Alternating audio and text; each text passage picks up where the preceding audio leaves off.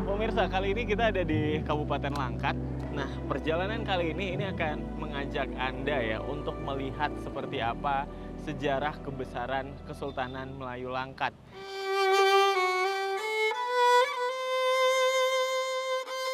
Tanjung Pura menyimpan kisah kemegahan Kesultanan Melayu Langkat di masa lalu. Kemegahan yang masih bisa kita rasakan lewat peninggalan situs bersejarah yang masih terjaga.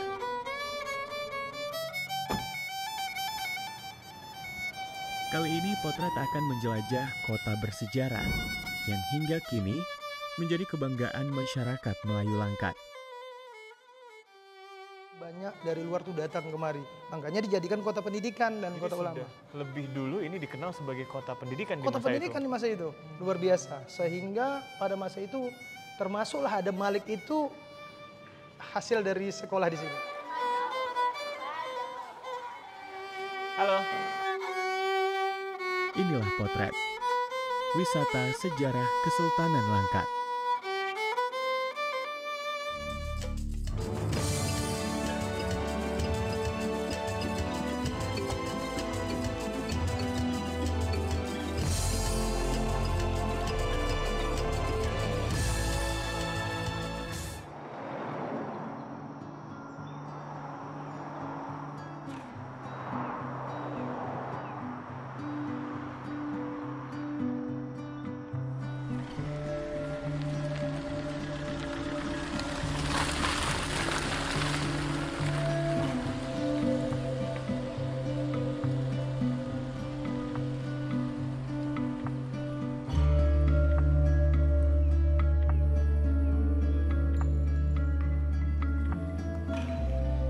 Pemirsa, kali ini kita ada di Kabupaten Langkat.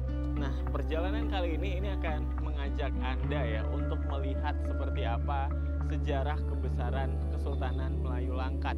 Dan kita akan melihat di sini ya bagaimana peninggalan-peninggalan ini memberikan dampak yang juga masih luar biasa, yang masih bertahan ya antara budaya Melayu masyarakatnya dengan modernitas yang ada saat ini.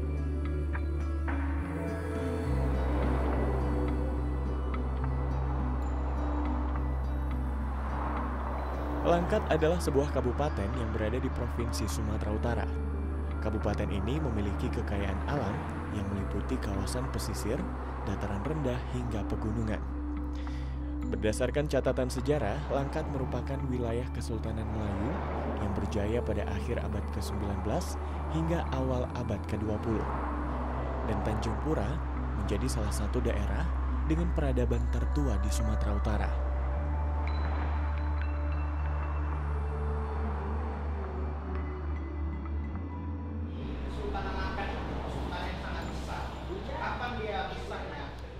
Di sini saya menemui Muhammad Alfi, seorang pemuda asli Tanjung Pura yang sangat memahami tentang sejarah Kesultanan Melayu Langkat.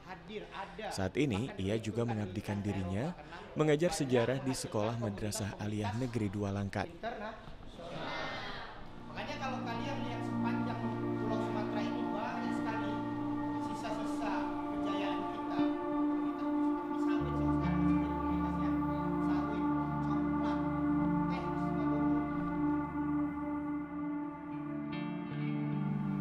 Halo, assalamualaikum. Waalaikumsalam. Apa kabar Mananda? Wah, baik Bang. Abang gimana kabarnya? Alhamdulillah sehat, sama kan? Makasih banyak waktunya. Ini kita lagi ada di mana ya ini? Saya diajak janjian untuk ketemu di sini. Ini kayaknya tempatnya cukup spesial juga sepertinya. Iya, sangat spesial kali untuk Kerajaan Langkat bahkan di Kesultanan Langkat. Wah, Ini adalah rumah daripada Sanggrahan, daripada Kesultanan Siak. Karena hubungan Sultan Siak dengan Sultan Langkat itu sangat-sangat dekat. wah. Jadi ini situs cagar budaya yang masih ada sampai sekarang. Dan kalau sekarang tempat persinggahannya Raja Siak ini jadi tempat apa Bang di sini? Iya, sekarang ini menjadi tempat asrama untuk asrama Mandua, siswa Mandua baik putra dan putri untuk tahfiz, asrama tahfiz. Oh, baik. Ini jadi bridging atau permulaan yang juga cukup menarik sebenarnya. Saya pengen tahu lebih banyak nih, Bang Alvin, untuk lebih tahu, dan saya ingin napak tilas mungkin ya kali ini, mumpung saya lagi ada di Tanjung Pura, dan saya ingin melihat kira-kira seperti apa sih sejarah besar ya kerajaan Langkat yang ada di sini di masanya dulu. Boleh, boleh. Boleh.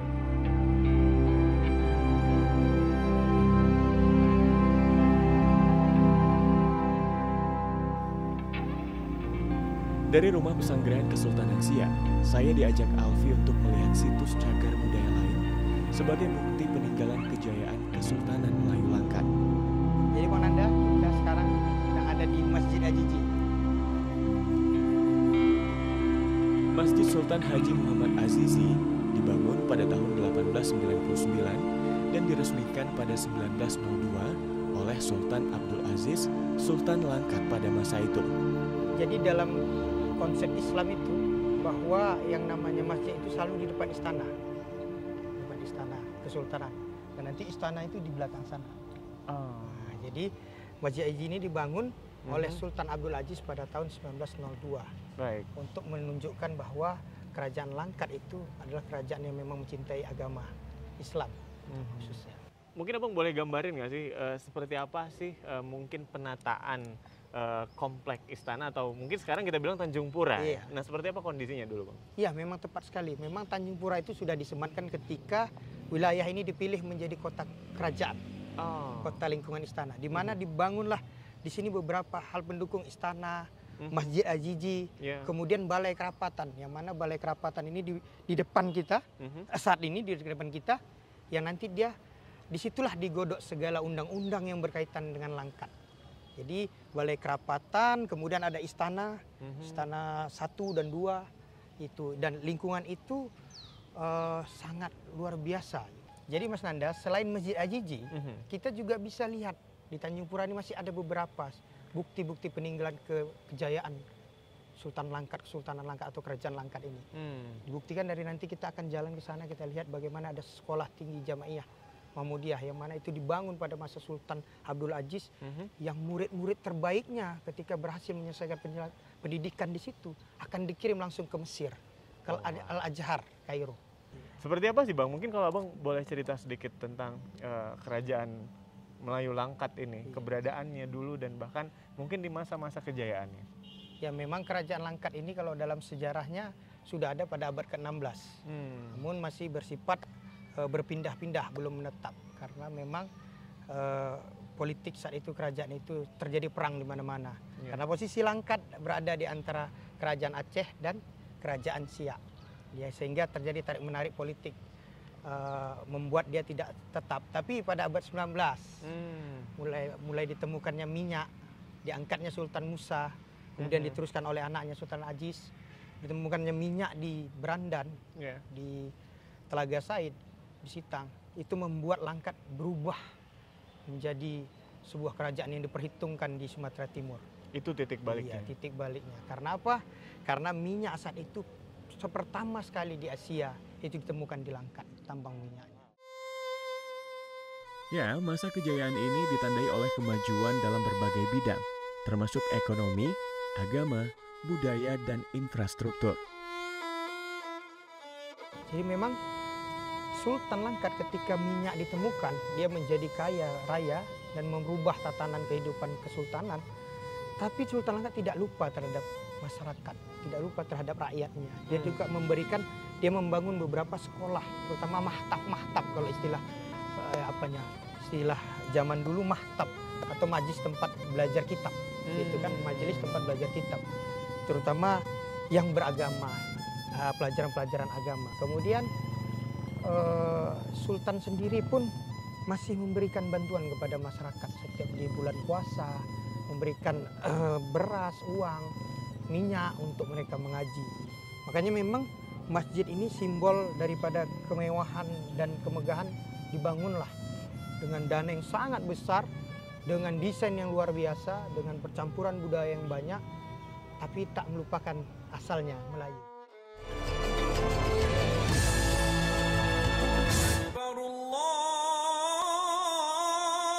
Pada setiap waktu sholat, masjid ini selalu dipadati jamaah yang datang dari berbagai daerah. Sebagai seorang muslim yang juga berdarah Melayu, saya tak ingin melewatkan kesempatan untuk beribadah di masjid yang punya sejarah besar bagi masyarakat Melayu Langkat ini. Masuk ke dalam masjid, suasana seketika menjadi tenang dan damai. Saya seperti dibawa ke masa lalu. Ukiran dan ornamen masjid ini benar-benar mengesankan. Nuansa klasik Eropa, Timur Tengah, dan Melayu berpadu menjadi satu. Megah dan gagah. Setiap sisi masjid ini menegaskan keaslian masjid yang benar-benar masih terjaga dengan baik.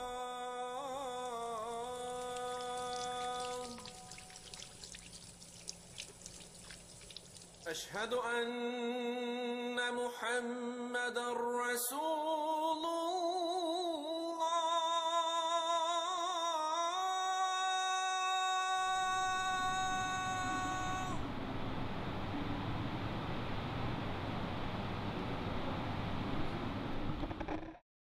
Halo, assalamualaikum. Waalaikumsalam. Selepas sholat, saya bertemu dengan Ricky Arnanda, Wakil Ketua Badan Kemakmuran Masjid Azizi. Ia adalah putra daerah yang sudah 2 tahun mengabdikan dirinya untuk memakmurkan masjid. Langkat, iya. Masjid ini peninggalan Kesultanan Langkat, ya, pada abad ke-19, ya. Pada abad ke-19 itu ada Tuanku Abdul Aziz selaku Sultan Langkat yang mendirikan bangunan ini yang dimulai tahun 1889. Itu. Baik, berarti kalau boleh kita hitung, ini usia masjid sudah lebih dari 120-an tahun, Pak? Iya, 126 tahun. Ya. Masjid Azizi ini dibangun mengadopsi dari bangunan masjid yang ada di Kedah, Malaysia. Berhubung hubungan antara Kesultanan Langkat dan Malaysia itu cukup baik pada masa itu. Dibangunlah sebuah masjid yang menyerupai tetapi disentuh dengan gaya Eropa, dengan gaya Melayu tentunya. Ya tentunya jangan tak terlupa lagi gayanya Timur Tengah. Nah, kalau kita lihat ini penuh dengan ornamen, kaligrafi dan juga apa ya, Pak, segala detail dari masjid ini juga sangat otentik. Karena masjid ini yang sangat jelas adalah di setiap bentuk masjid ya tetap tertulis kaligrafi. Kaligrafinya itu dapat dari mana? Dari Al-Quran. Sehingga sekeliling masjid ini tertulis satu Al-Quran penuh atau 30 juz seperti itu. Jadi memang kaligrafi yang kita lihat dari luar dan dalam itu memang dari Al-Quran 30 juz ya? Iya, benar. Mimbar masjid sendiri dirancang khusus oleh perancang asal Jerman. Sampai hari ini mimbar masih dalam kondisi yang sangat baik dan masih difungsikan sebagaimana mestinya. Kaligrafi Al-Quran 30 juz yang mengelilingi masjid ini dikerjakan oleh seorang tokoh masyarakat Tanjung Pura yang juga menuntut ilmu di sekolah Jamiah Mahmudiyah.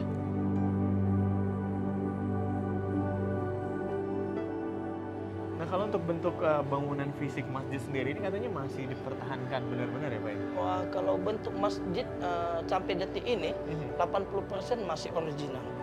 Bagaimana masjid ini memang diciptakan Sultan itu sangat kokoh. Ada 21 kubah yang kubahnya terbuat dari tembaga sehingga tidak termakan zaman. Kubah belum kita ganti kecuali memang di 20% sudah ada perubahan yang mengalami kerusakan. Contoh ubin yang kita pijak detik ini. Ubin ini sudah diganti. Ini udah diganti. Sebelumnya semua masjid ini adalah granit. Kalau sekarang kegiatan-kegiatan apa saja biasanya yang dilakukan selain tentunya untuk sebagai tempat ibadah? Fungsi utama masjid yang jelasnya sebagai tempat ibadah. Selanjutnya bagaimana masjid dijadikan sarana komunikasi, sarana silaturahmi, ya, sarana sebagai pusatan ekonomi juga berada di sekeliling masjid, seperti itu. Jadi masjid itu fungsinya dari zaman Rasul masih dipertahankan. Bagaimana kegiatan yang sejelasnya pada bulan Ramadan, pada hari besar Islam, semuanya dipusatkan di Masjid Azizi Tanjung Pura. Saya lahir di Tanjung Pura, lahir di Masjid Azizi, tentunya penuh rasa bangga. Lahir di tempat yang kota agama, kota religinya yang sangat kental, saya bangga. Sehingga saya pun diangkat menjadi pengurus ini adalah sebuah kebesaran hati bagi saya, tetapi dengan penuh tanggung jawab, saya maksimalkan diri saya untuk mendedikasikan juga kepada Masjid Azizi tentunya. Pak, terima kasih banyak waktunya. Terima kasih. Sehat-sehat ya, Pak. Sehat, mudah-mudahan amin. masjid kita ini bisa menjadi apa ya, tempat segala hal-hal baik bermula. Amin, amin. Ya, Pak, ya. Amin, amin.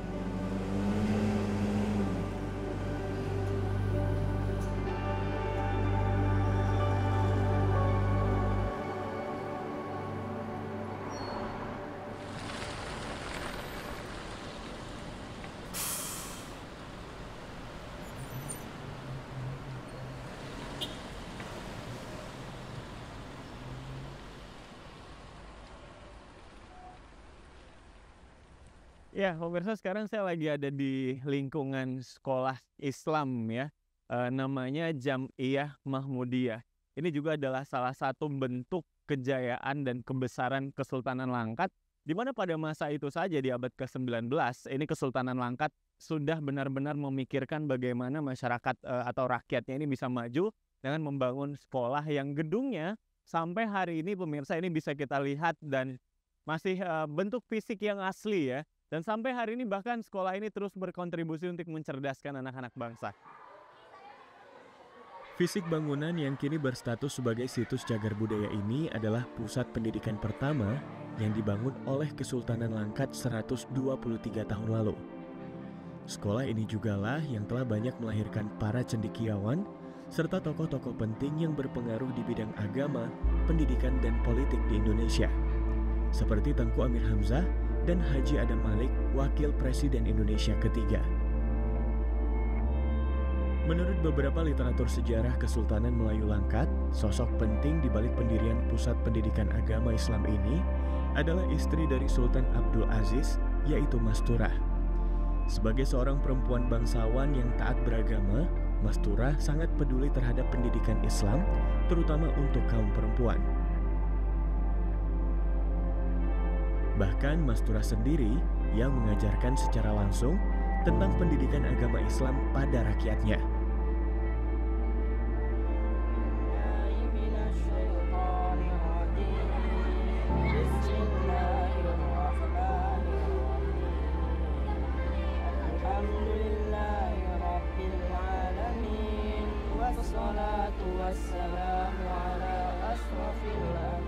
Sekolahnya kalian ini udah ada dari tahun kapan?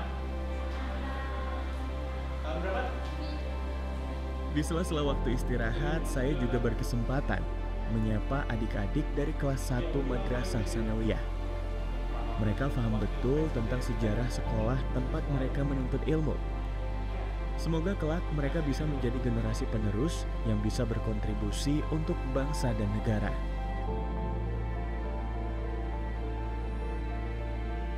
Saat ini sekolah Jam'iyah Mahmudiyah terus berkembang, mendidik siswa-siswi mulai dari Madrasah Diniyah Awaliyah, Sanawiyah atau SMP, dan Aliyah atau SMA.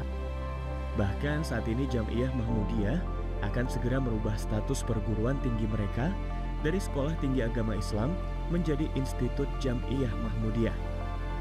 Semoga sekolah ini dapat terus berkontribusi dalam membangun generasi bangsa yang berilmu dan berakhlak mulia.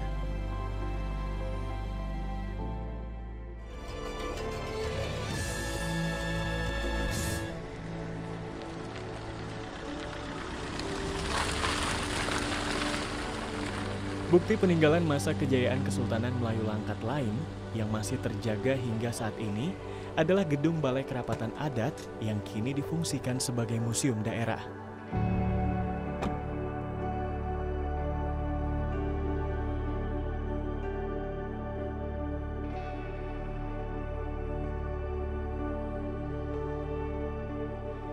Ya, pemirsa, ini juga menjadi salah satu bangunan ya dari peninggalan sejarah Kesultanan Langkat. Dulunya ini bangunan katanya sempat digunakan sebagai balai kerapatan adat. Jadi ketika Sultan ini menentukan atau merumuskan sesuatu, ini biasanya dilakukan di tempat ini. Namun sekarang seiring berjalannya waktu, ini juga terus beralih fungsi ya. Dan hari ini difungsikan oleh pemerintah Kabupaten Langkat ini sebagai museum daerah. Yuk kita lihat isinya di dalam seperti apa.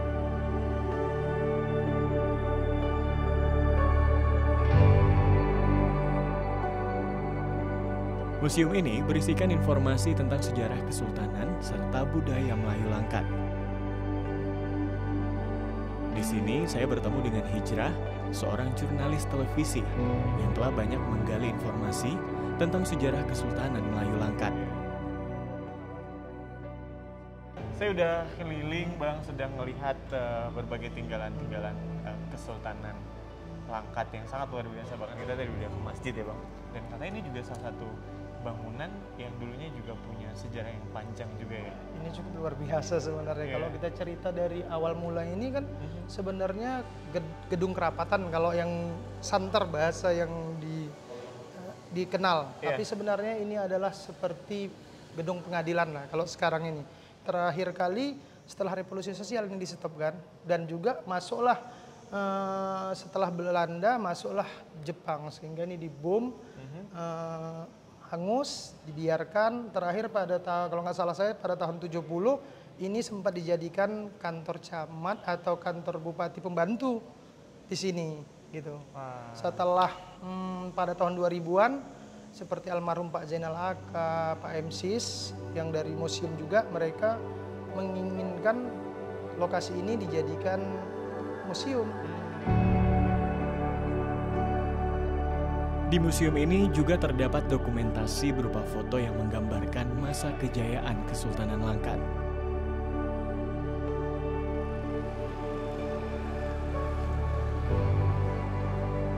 Dari museum, saya mengunjungi pagar atau gerbang pintu masuk Istana Kesultanan Melayu Langkat yang tersisa di tengah-tengah pemukiman warga saat ini. Ya pemirsa, jadi ini adalah bentuk fisik dari pagar istana yang tertinggal, dan ini lokasinya benar-benar ada di sekitar pemukiman masyarakat ya. Jadi dari sini ini adalah pintu masuk istana, dan istana ada di belakangnya kita. Tapi hanya tinggal pagar istana ini aja yang tersisa di Istana Kesultanan Melayu Langkat ini. Sedangkan pagar istana yang kedua yang masih bertahan berada di Sekolah Madrasah Aliyah Negeri 2 Langkat, yang saat ini menjadi pintu gerbang sekolah. Di sebelah Sekolah Mandua ada sebuah bangunan tua yang menarik perhatian saya. Ternyata rumah ini adalah bekas rumah dari Dato Amar yang merupakan sekretaris Kesultanan Langkat. Bentuk fisiknya juga masih menyerupai bentuk yang awal sekali ya? Di sini saya bertemu dengan Pak Iwa yang merupakan cucu dari Dato Amar. Keluarga. Keluarga. Nah, kami sekeluarga lah tinggal di sini. Wah, nyaman sekali rumahnya. Pemuda berjalan dengan semangat, Iya, Tuan. berbusana anggun penuh pesona. Iya. Kulihat Tuan gagahlah sangat. Kalau boleh tahu, baju apa nih? Tuan, kalau hendak naik ke tingkat 2, naik tangga bertingkat-tingkat. Kalau tadi Tuan bertanya, ini baju Melayu khas Langkat. Kalaulah Tuan nak naik tangga, Iya, Tuan. awas tersilap nanti terjatuh. Budaya Langkat haruslah kita jaga Pasti, Tuan. agar tetap lestari dan tetap Iya, utuh. Tuan. Tuan, agar tidak sampai terjatuh, kuatkan tangan pada pegangan agar budaya tetap terjaga dan utuh. Pemuda juga harus turut dalam melestarikan. Mari kita melestarikan budaya Melayu di tanah Langkat.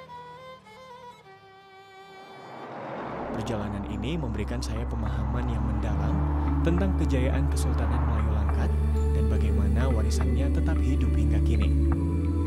Peninggalan adalah cermin dari sejarah yang tak akan pernah hilang. Sampai jumpa di perjalanan berikutnya.